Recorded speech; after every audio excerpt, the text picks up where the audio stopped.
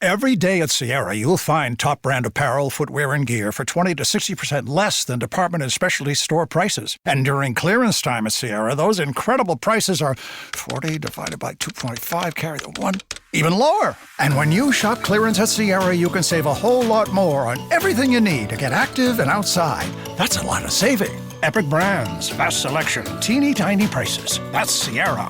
Visit your local Sierra store today or shop online at Sierra.com.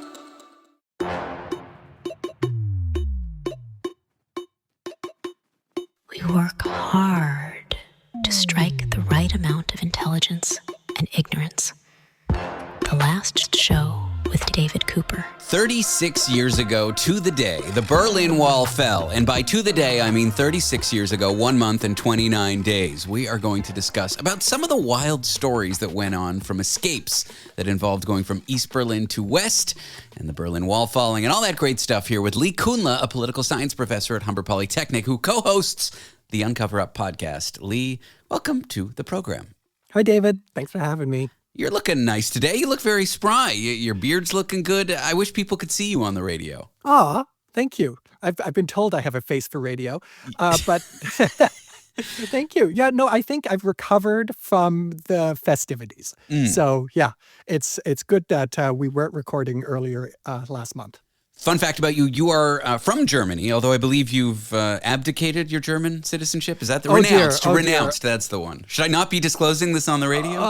It's complicated. I didn't mean to, and I regret it, and I'm trying to get it back, and I got lawyers involved and things like that. All right, if the German government is listening, please grant Lee citizenship. Yes, please. Yeah.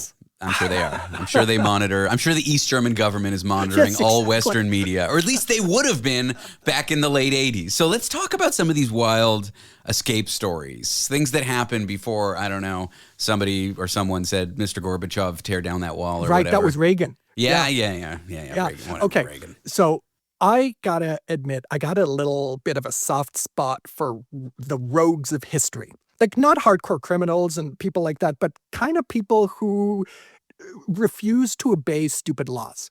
And as you said, I lived in Berlin. I lived in the section of Berlin that used to be East Germany. And I got to, I hung out with a lot of people who lived that life in East Germany, told me a lot about it. And some of these stories are from them. And they are just great because they are people who, they took a look at their situation. They're like, nope, this sucks, and I am getting out. Now, that, though, was pretty scary because it entailed potentially death. Like, the shootings of people who tried to escape East Berlin were very few.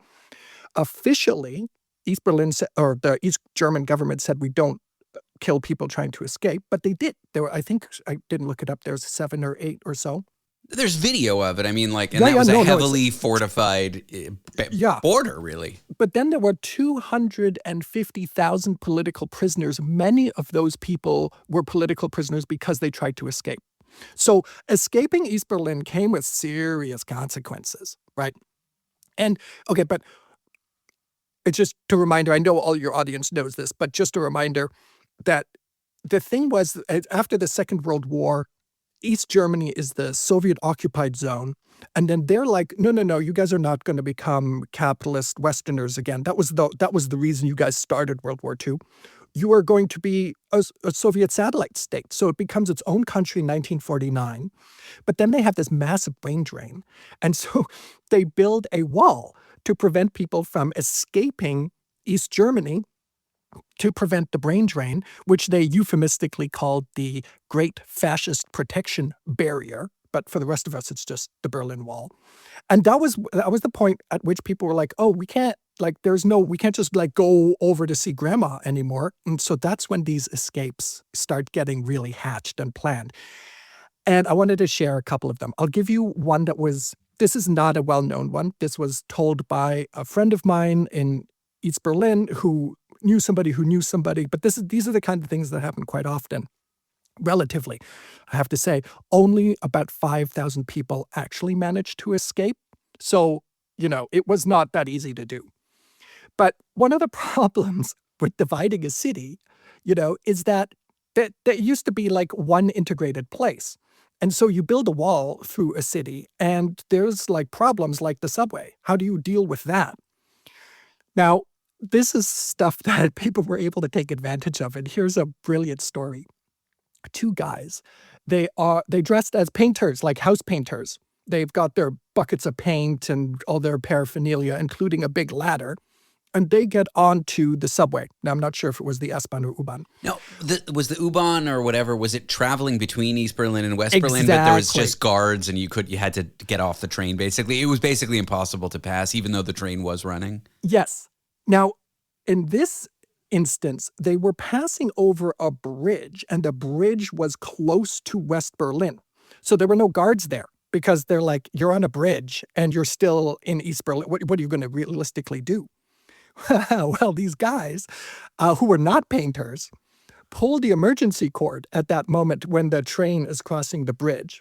The train, of course, stops as per policy. They force open the doors. They take the ladder out. They climb down. They take the ladder over to the wall where there are no guards because nobody's ever done this before. They climb up and over, and boom, they're gone. The next day, a guard tower was put up there, I imagine. No, the next day, the train could no longer stop. You could not pull the emergency cord in certain strategic locations, and then trains were also not stopping at certain places. They just would not stop. We think of these escapes, like there's this Netflix show called Cleo, which is like a fanciful comedy, but it's about an East Berlin spy, like going through tunnels and getting to West Berlin really easily. We think of it as like these spy operations, but this just sounds so clumsy and mundane to me. But these are the kinds of stories that actually happened. Yeah. And they had to some extent. It was really ham-fisted stuff. Some of it was really clumsy. And it was born out of a certain kind of necessity, because how do you get out, right? There's no internet. There's I don't know what we could use today that would help us or make it easier. But for them, it was like, how are we going to do this? And often it was like in the trunk of a car, or there was one really cute example, and I think this might have also come up in a film, in which a family, after a school trip with their son had been on to a friendly Soviet satellite state, maybe Hungary or something, they pretended that he had gotten a woman pregnant. And then they get the whole thing. They get flowers and chocolates, and they bring him to the train station and explain to the guard that he is going to go do the right thing. But in Hungary, there was there was no Berlin Wall. There was an easier way to get into West Germany. And so the border guard lets him on because, these are human beings, right, who are like just trying to get through the day. And he's gone. So there was all these like cute little attempts by people. But then, of course, they were the ones that are now immortalized in film, like the tunnels. There was more than one. There's Tunnel 57, Tunnel 29. And these are really like real operations to get people out. Now, did the spy agencies on either side, they clearly must have had ways of crossing that were like, clandestine, that only government agencies could use secretly kind of thing. Yeah. Well, for them, crossing was pretty straightforward. So first of all, West Germans could go into East Germany relatively anytime they wanted to. So there was a border crossing, but as a West Germaner, you could go in and then you could go out. So that way you could visit family. The East German guards, they were under the same rules everyone else was, but if they had official sanction, of course, other people got official sanction as well. You were allowed to leave. That was also itself no problem. What if you're from West Berlin, you go in and you like lose your documents or your bag gets snatched? You're stuck there? You could get out because the thing was, like, all of this is within the context of the Cold War, right? And there are literally tanks at the Berlin border facing off at each other. And everybody is worried. Like, if World War III with nuclear bombs were going to start during that period, it would have started in Berlin. That's where everybody was looking. It's wild looking at Germany today to think we were there like 35, 40 years ago. Yeah. It's just wild to think that. When we come back from the break, what example using tunnels or that is kind of like more fanciful, less mundane are we going to talk about? Yeah, we'll talk about especially Tunnel 57, although Tunnel 29 is really good. And then there's another wonderful example of a guy who zip lines across the wall. We love a heist. It is Conspiracy Corner. We are joined by Lee Kuhnle, a professor of political science at Humber Polytechnic. Check out his podcast. It's called The Uncover Up. Every week we talk conspiracy theory-related topics, and this week we're talking escapes from East Berlin to West Berlin during the Cold War. We're talking about the famous Tunnel 57. We love a heist on this show, like I said, and I think it's the most famous example. David. Lee, and welcome back to the show. This is a fun one. And look, a lot of these, I don't know if I mentioned this, have been immortalized in especially German film. So if you want to find out more, there's Der Tunnel, the Tunnel 2001 film, which recounts what I'm about to tell you. And in an upcoming episode, it might be the next one, we're going to do a much deeper dive into this as well. Of my podcast, yeah. So if you like this stuff, of your podcast, there's which a I lot love. out there. But yeah, okay. So here's the Great Escape, as it were, the Great East Berlin Escape. And as I said, look, only about 5,000 people managed to genuinely escape as opposed to being part of trades or whatever. And so this accounted for the largest single escape. This was 57 people. So it was big in terms of, how people managed to do it. And it starts in a West Berlin bakery that was very close to what was known then and today as Potsdamer Platz. Now, if you go today to Potsdamer Platz, it's built up. It's got a lot of corporate headquarters there, interesting art galleries. But expensive condominiums, yuppies, that kind of thing. Yeah. But back then, this was the dead zone of Berlin. This was the kind of the intermediate zone where there was walls on both sides and there were guard towers. And if you tried to run across here, you did get shot at. So it's very close to that place where this bakery where they start digging a tunnel. So these are students in West Berlin. Some of them have escaped earlier from East Berlin. It's 1965. The wall is up, and they want to help out. They want to kind of create a version of an underground railroad, basically. So what they do is they start digging a tunnel in this abandoned bakery, and they just dig. And the guy who's leading it, Neumann, he's actually studying to be a civil engineer. So he is able to construct a rather long tunnel because it needs to go down under the bakery, then right under the wall, Potsdamer Platz, and then it needs to come up in Berlin in a house so that, it isn't just it's like open road that you can spot with a pair of binoculars or something. Yeah. Exactly.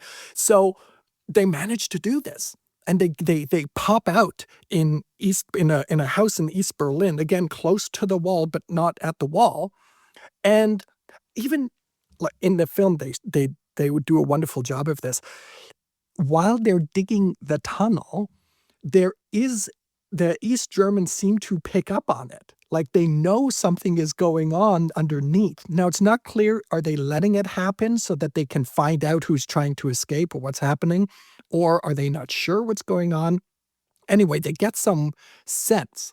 But they dig the tunnel, and then they, of course, because as West Germans, you can go in, you can talk to people, whatever. So they've set up a network in the East to let people know this is happening. They give them the address, they give them a code word, and over a couple of days, 57 people crawl for a number of kilometers under the Berlin Wall with machine gun towers and everything like that above them, and they get out. Of course, it was, the Stasi was onto something. They notice a lot of traffic in this bizarre building where normally people aren't going very often. Send some plainclothes officers over, and the whole thing is shut down. I should mention, just for due diligence, that an East German border guard was shot in an exchange. It's rather complicated. We're not sure what happened exactly. And he then died in hospital. Nobody was charged for the murder. They're now West Germans, and so that's that. And it is not the only tunnel, though. You can see the depiction of this in the film. This one is known as Tunnel 57 because it got 57 people. There's also Tunnel 29, got 29 people. Oh, wow. Who'd have thought? Who'd have thought? Now, Weren't there like German secret police, the Stasi, weren't they operating in West Berlin? Wouldn't they know of the people who escaped and try to like kidnap them and bring them back if they were high profile kind of thing? Yeah. So this is where the larger Cold War dynamic kind of protects people who have escaped. So there's a couple of I don't want to get too much into the weeds, but there's a couple of legal clauses that protected East German escapees. One of them was that you basically immediately became West German. So once you manage to get into East Germany, you declare, hey, I am German, and boom, you are now West German. So if now the Stasi or whoever comes and kidnaps you, they are kidnapping a West German, that this is going to turn into an international incident. And the big brothers of both sides, the Americans and the Soviets, will probably have some words, in the background being like, please don't start World War III right now over this, Yeah, over this, like, I don't know, baker or a courier who just, or a guy who was just like working at the laundromat who escaped. Yeah. But you're right, though. The place at which people were caught was in the East. So if you were planning an escape, if you were thinking about an escape, there were a lot of Stasi who were part of the quote-unquote underground networks. They were part of the resistance movement. They were playing along as though they were part of it. And then, of course, feeding all the names, all the plans back to headquarters. And those people made up some of the 250,000 political prisoners that were in East Germany. They were caught trying to escape or planning their escape. Wow. Now, ironically, though, often those people would eventually be sent to West Germany because after their prison time was up, they were so disaffected. They were already not very happy with the state that they were willing to risk their life to leave. And then you give them a 5 or 10 year prison sentence in these really miserable conditions. They're really not happy. And so often the state would secretly just push them over to the West anyway. Like after they did their time. Just get rid of them, yeah. They're not going to be good. They're not going to be good, members of the Communist Party anyway. Yeah. Yeah. But it does remind me to note something, though, because I've actually visited one of these prisons. These East German political prisons. The one I went to was in... As a tourist, just to be clear. As a tourist. Yeah. Yes. Well, visited like I wasn't incarcerated. Yes. Okay. That's what I mean.